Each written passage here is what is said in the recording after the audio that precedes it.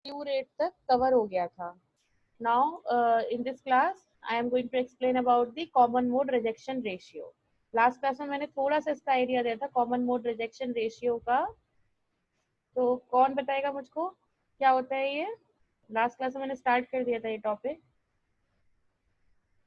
Common mode rejection ratio is the ratio of differential gain to the common mode gain.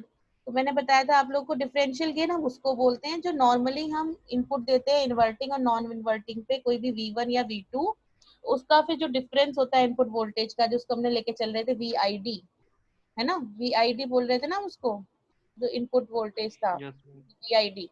तो वो वाले time पे जो gain मिल रहा है that is known as differential gain. Means this one, V out with respect to the difference of the input voltage जो हमें अवेलेबल हो रहा है वो कहलाता है आपका डिफरेंशियल गेन. और आइडियली डिफरेंशियल गेन क्या होना चाहिए, मतलब हाई होना चाहिए. Gain of the amplifier always क्या होना चाहिए, हाई होना चाहिए.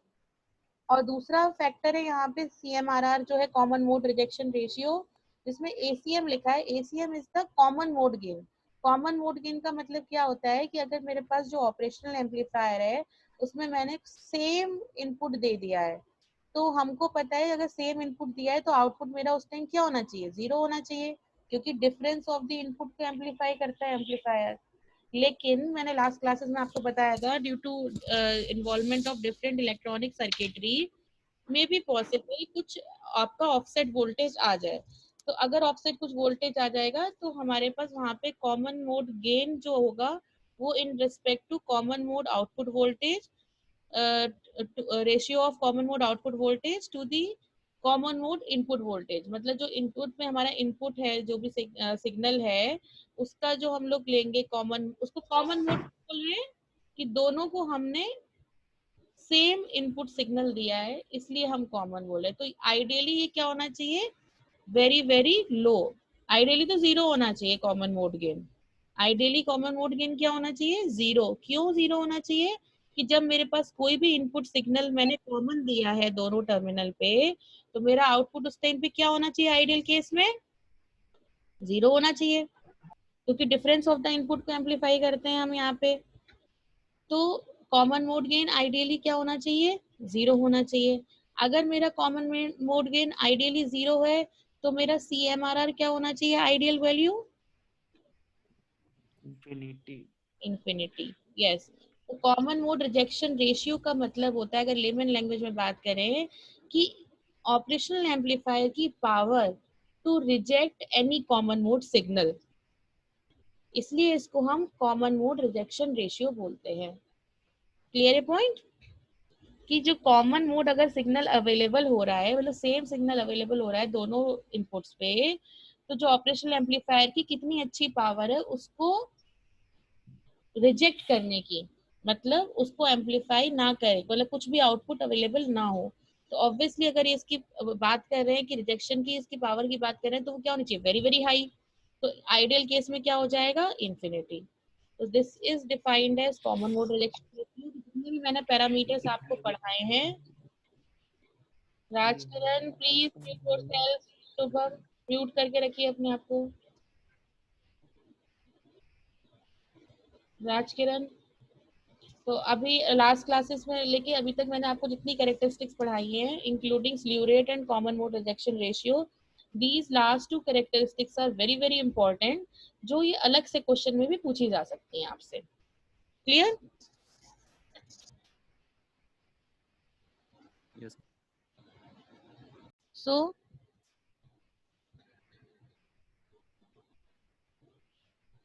For the case of ideal operational amplifier जितनी कैरेक्टरिस्टिक मैंने आपको लास्ट क्लासेस में पढ़ाया उनकी आइडियल वैल्यूज क्या होनी चाहिए. ओपन लूप वोल्टेज गेन क्या होना चाहिए मेरा, एक second. Open loop voltage gain क्या होना चाहिए अभी डिस्कस किया हम लोगों ने. तो इसका मैंने आपको लास्ट क्लास में बोला था कि एक टेबल बना लेना. बनाया आप लोगों ने टेबल? नहीं मैम, आपने शेयर नहीं किया था. मैं अगर नहीं भी शेयर किया लेकिन मैंने आपको बोला था कि आप लोग एक काम करना आज बना लेना, ठीक है. आज एक टेबल बना लेना जिसमें मैंने आप लोग को बताया था, आप अपने आप भी बना सकते हो इतना पढ़ने के बाद। ये एक टेबल बनाई, कैरेक्टरिस्टिक्स जो है आइडियल की तो यहाँ पे है ही है, प्रैक्टिकल की मैं बताती हूँ आपको 741 की। आप पहला नंबर सीरियल नंबर डालोगे ऑब्वियसली, दूसरा नंबर कैरेक्टरिस्टिक डालोगे, दूसरा थर्ड कॉलम आप क्या डालोगे, for ideal operational amplifier characteristic हो जाएगी, एंड लास्ट कॉलम क्या हो जाएगा, for practical operational amplifier characteristic हो जाएंगे। प्रैक्टिकल में हमें बस कुछ वैल्यूज की फॉर्म में होंगी वैल्यूज, अभी तो हम इनफाइनाइट और जीरो की बात कर रहे हैं, और प्रैक्टिकल में हम किसकी वैल्यू बात करेंगे, स्टैंडर्ड आईसी होती है 741, स्टैंडर्ड आईसी है 741, आईसी 741, जिसकी हम लोग लेके चलेंगे वैल्यूज को इन टर्म्स ऑफ वैल्यूज, अभी बताऊंगी मैं आप लोगों को जो। ठीक है, तो ये टेबल बना लो ऐसे, उस टेबल पे नोट डाउन करो फटाफट से। तो फर्स्ट कैरेक्टरिस्टिक है open loop voltage gain. Open loop में यहाँ पे टेबल की फॉर्म में कर दे रही हूँ कि आप ये मान लो लास्ट वाला कॉलम मेरा प्रैक्टिकल का मैं नोट डाउन कर रही हूँ, आप नोट कर लीजिएगा, नोट डाउन कर लीजिएगा। ठीक है, यहाँ पे लिख लीजिए लास्ट कॉलम में प्रैक्टिकल।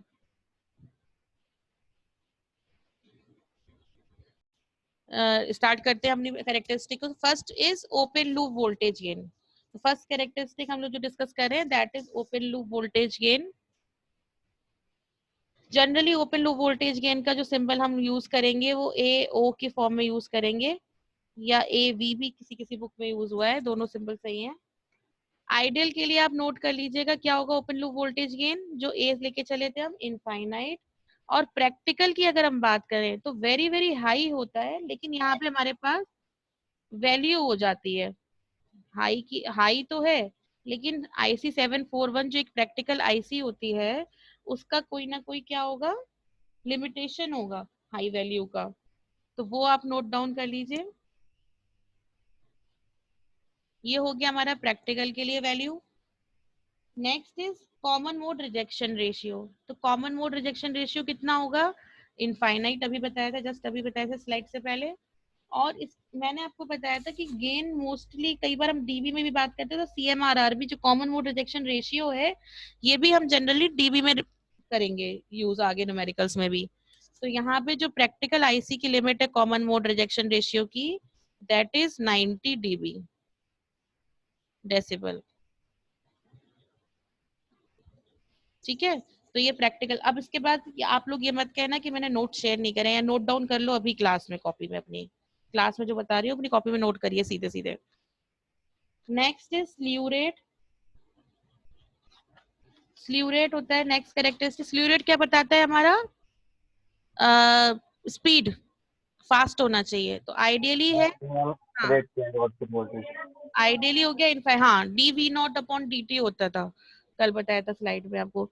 तो आइडियली ये है, और प्रैक्टिकली हमारे पास इसकी जो वैल्यू है 741 आईसी की, दैट इज 0.5 वोल्ट पर माइक्रो सेकेंड। तो आप देख रहे हो कितना ज्यादा हाई है, पर माइक्रो सेकेंड की बात हो रही है, 0.5 वोल्ट पर micro second. D v naught upon d t था तो इसकी यूनिट होती है वोल्ट्स पर माइक्रो सेकेंड। तो इसकी प्रैक्टिकल वैल्यू ये हो गई। Next is bandwidth. बैंडविड्थ होती है, बैंडविड्थ क्या होता है कोई मुझे बताएगा, किसी भी डिवाइस की कोई बैंडविड्थ होती है, किसी भी सर्किटरी की बैंडविड्थ कहीं ना कहीं तो पढ़ा होगा पैरामीटर सबने। Ma'am distance Yes, ma'am. Between two slit, topping में पढ़ा था मैम, वो distance between two slit. Diode diode diode में डॉपिंग में पढ़े थे। अच्छा, तो बैंडविड्थ होता क्या है, ma'am distance between two slits, yes distance between two slits. चलो कह सकते हैं, जनरल जनरल लैंग्वेज हो गई। तो इलेक्ट्रॉनिक सर्किटरी के फॉर्म में अगर हम बैंडविड्थ की बात करें तो it is defined as the range of frequencies जिसपे, हाँ रेंज ऑफ फ्रीक्वेंसीज जिसपे हमारा एक लोएस्ट रेंज होती है F1 बोल देंगे हम उसको, एक हाईएस्ट रेंज होती है F2 बोल देंगे। तो डिस्टेंस बिटवीन दो फ्रीक्वेंसीज इज बैंडविड्थ। नॉट क्या होती मैम, नॉट भी कुछ होता है। आउटपुट इम्पीडेंस के लिए प्रैक्टिकल क्या वैल्यू है, लो होनी चाहिए, आइडियली तो 0 होना चाहिए आउटपुट इम्पीडेंस, मैंने आपको बताया था। इम्पीडेंस और रेजिस्टेंस यहाँ पे दोनों सेम ही पे है, प्रैक्टिकली वैल्यू है 75 ओम्स। तो अब आप ये देख सकते हो कि इनपुट रेजिस्टेंस कितना हाई है, वेरी वेरी हाई है, वेरी वेरी हाई है इनपुट रेजिस्टेंस, और आउटपुट रेजिस्टेंस इसके कंपैरिजन में क्या है, वेरी लो, है ना। हाँ, देख के पता चल रहा है आपको। 15 ओम में 75 ओम, मैम 15 ओम 75 लिखी है 75 ओम। 75 लिखा है मैंने, ठीक है 75 लिखा है। अब इसके बाद यहाँ पे मैंने लिखी नहीं, लेकिन आप लोग फटाफट से कॉपी में लिख लो। इनपुट ऑफसेट वोल्टेज लिख लीजिए, इनपुट ऑफसेट वोल्टेज,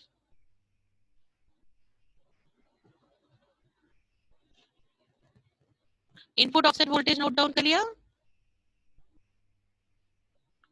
जी मैम। इनपुट ऑफसेट वोल्टेज हमारा क्या होना चाहिए था practically, oh sorry ideally, input offset voltage 0 होना चाहिए था। प्रैक्टिकल वैल्यू लिखो इनपुट ऑफसेट वोल्टेज की 2 मिलीवोल्ट, 2 मिलीवोल्ट, स्मॉल एम लिखना, स्मॉल एम। नेक्स्ट लिखिए, प्लीज म्यूट कर लो अपने आप को, म्यूट म्यूट करिए। Next is input bias current, input bias current जो मैंने लास्ट क्लास में बताया था कैरेक्टरिस्टिक्स में। तो input bias current is the average of two currents which are flowing inside the two terminals of operational amplifier. Average था IB1 plus IB2 upon 2 था। तो ये हमारी आइडियली क्या होनी चाहिए, इनपुट बायस 0 होनी चाहिए। क्यों 0 होनी चाहिए, कि इनसाइड द टर्मिनल नहीं जाना चाहिए करंट, तो ऑब्वियसली उसका एवरेज भी 0 हो जाएगा। बट प्रैक्टिकल वैल्यू हमारे पास कितनी होती है इसकी, 50 nano ampere, very very small, nano में है, 50 nano ampere. Next parameter is input offset current, input offset current. Input offset current क्या होता था, that was the algebraic difference of two currents flowing inside the operational amplifier. IB1 minus IB2 था, अगर आपको याद हो लास्ट क्लासेस में पढ़ाया था, नहीं तो स्लाइड देख लेना। तो इनपुट ऑफसेट करंट क्या होता है आइडियली, 0। तो प्रैक्टिकली इसकी वेरी लो वैल्यू है 6 नैनो एम्पियर, क्योंकि ये हमारा डिफरेंस था 6 नैनो एम्पियर। इस स्लाइड का स्क्रीनशॉट ले लो आप लोग। तो next topic is transfer characteristic of operational amplifier.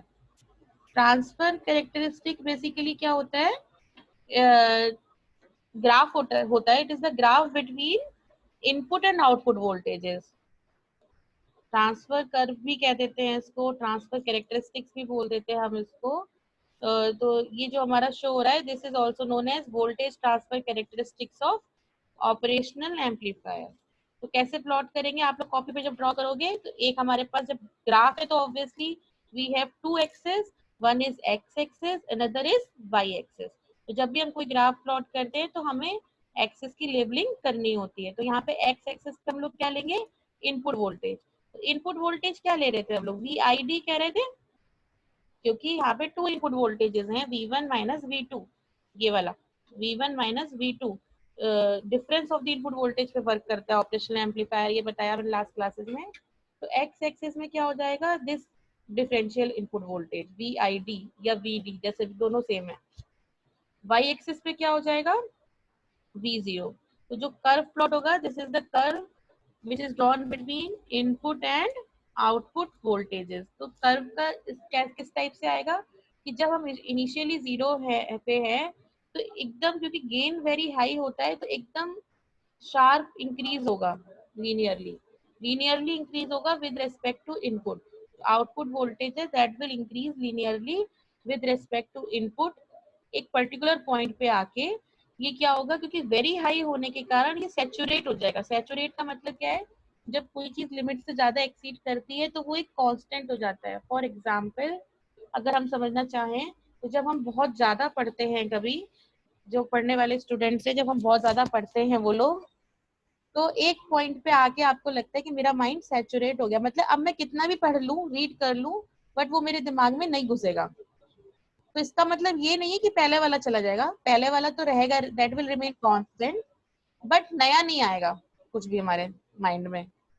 तो सैचुरेशन का मतलब समझ गए आप लोग, सैचुरेट हो जाएगी एक मैक्सिमम लिमिट पे आके। तो यहाँ पे आप देख रहे हैं कि यहाँ पे ये सैचुरेशन दिखा रहा है।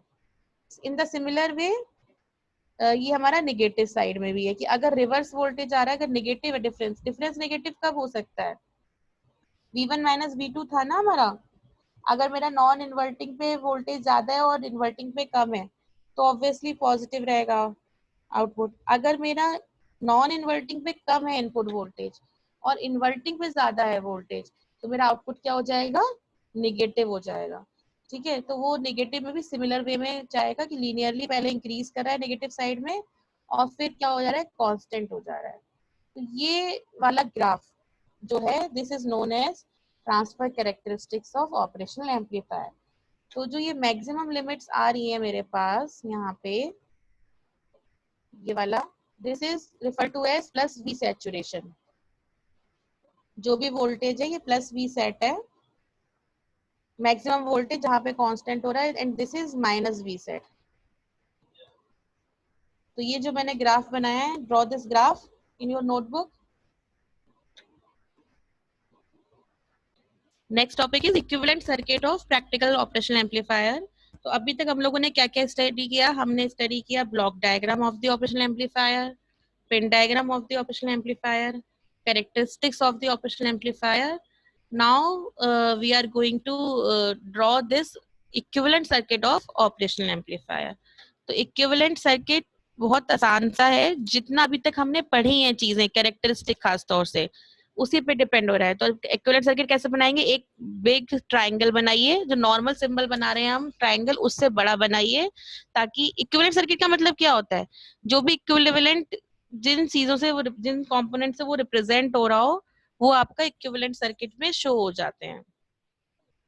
ठीक है, तो यहाँ पे हमारे पास क्या था? दो इनपुट्स थे V1 and V2, positive and negative. यहाँ पे फिलहाल ये माइनस नीचे वाला बनाया हुआ है। तो जब भी आप डायग्राम देखोगे ना क्वेश्चन में भी एग्जाम में, तो ये चेक कर लेना कि नीचे वाला माइनस है कि ऊपर वाला, क्योंकि ये ऐसा नहीं कि फिक्स ही रहेगा कोई इसकी पोजीशन, लेकिन वर्क फिक्स रहेगा। भले ही मैंने माइनस अगर पहले लिखा था ऊपर या अब लिख रही हूँ नीचे, तो इससे कोई फर्क नहीं पड़ेगा। अब ये कि ये वाला इन्वर्टिंग टर्मिनल हो गया, तो अब इस पे इनपुट दूं और उस पे नहीं दूंगी तो आउटपुट आउट ऑफ फेज आएगा। तो अब यहाँ पे सबसे पहला चीज क्या है? इंपॉर्टेंट फैक्टर है हमारा इनपुट सेक्शन। इनपुट सेक्शन को ध्यान से देखिए। इनपुट सेक्शन में हमने एक क्या लगा रखा है? RI। RI is the resistance, input resistance, जो हमने बताया कि यस, जो प्रैक्टिकली तो सॉरी आइडियली तो क्या होता है? इनफाइनाइट होता है। हाँ, लेकिन अभी क्या होगा? कुछ वेरी हाई। ये प्रैक्टिकल ऑप एम्प का बन रहा है इक्विवेलेंट सर्किट, क्योंकि यहाँ R लगा हुआ है। अगर ये आइडियल ऑप एम्प का इक्विवेलेंट सर्किट होता तो हम यहाँ पे ये R को रिमूव कर देते, ओपन सर्किट से शो कर देते। तो जल्दी से डायग्राम बना लो क्योंकि क्लास का टाइम ओवर होने वाला है। अगर हो भी गई तो मैं नेक्स्ट क्लास में एक्सप्लेन कर दूंगी। पूरा डायग्राम बना लीजिए। आउटपुट सेक्शन देखिए अब इसका, ये तो हो गया इनपुट सेक्शन। आउटपुट सेक्शन को आप चेक करें। Output section is basically consisting of A voltage controlled source, this one, voltage controlled source in series with the output resistance, this R0, output resistance R0। और ideal case में R0 क्या होता है? Zero. Zero का मतलब अगर हम ideal बनाते तो हम इसको एक वायर क्लोज्ड सर्किट से, जीरो रेजिस्टेंस मतलब क्लोज्ड सर्किट, ओपन रेजिस्टेंस मतलब सॉरी इनफाइनाइट रेजिस्टेंस मतलब ओपन सर्किट। ठीक है, तो यहाँ पे हमारा जीरो रेजिस्टेंस होने के कारण क्या होगा? जितना भी हमारा वोल्टेज यहाँ पे अवेलेबल होगा that will appear at this output terminal without any drop. Ideal case की बात कर रही हूँ। तो यहाँ पे ये A इंटू वी डी कहाँ से आया? हमने देखा था A इज इक्वल्स टू होता है, गेन इज इक्वल्स टू होता है V नॉट अपॉन V इन। तो output voltage upon input voltage, output voltage ये हो गया। इनपुट वोल्टेज क्या था हमारा? Difference voltage. अगर मैंने दोनों इनपुट पे वोल्टेज दिया है तो मेरा क्या हो जाएगा? Difference voltage. तो V नॉट मतलब आउटपुट वोल्टेज इक्वल्स टू क्या हो जाएगा? A into v d. तो ये वही वाला A इंटू वी डी दिखा रहा है which is equals to V naught. और आइडियल केस में ये क्लोज सर्किट होगा तो this V naught will be similar to this V naught, ये एज इट इज अपीयर हो जाएगा आउटपुट टर्मिनल पे। और प्रैक्टिकल में वेरी लो होता है तो नेग्लिजिबल ड्रॉप होगा और आउटपुट हमें अप्रोक्सीमेटली इक्वल्स टू AVD मिल जाएगा। तो this is showing the equivalent circuit of operational amplifier.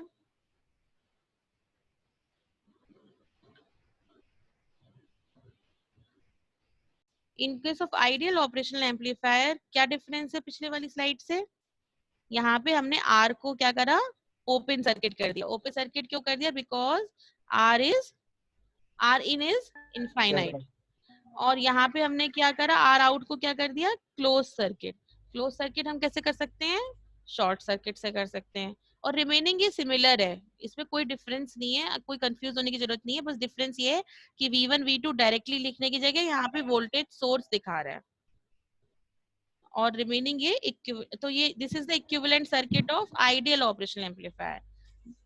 Ideal operational amplifier clear? तो इसको ड्रॉ कर लीजिए आइडियल के केस में। जनरली जो हम आगे कमिंग क्लासेस होंगी उन क्लासेस में हम लोग रेफर करेंगे, यूज करेंगे normal symbol of the operational amplifier, जो हमारा सबसे ज्यादा इंपॉर्टेंट है to remember the symbol. Symbol क्या होता है?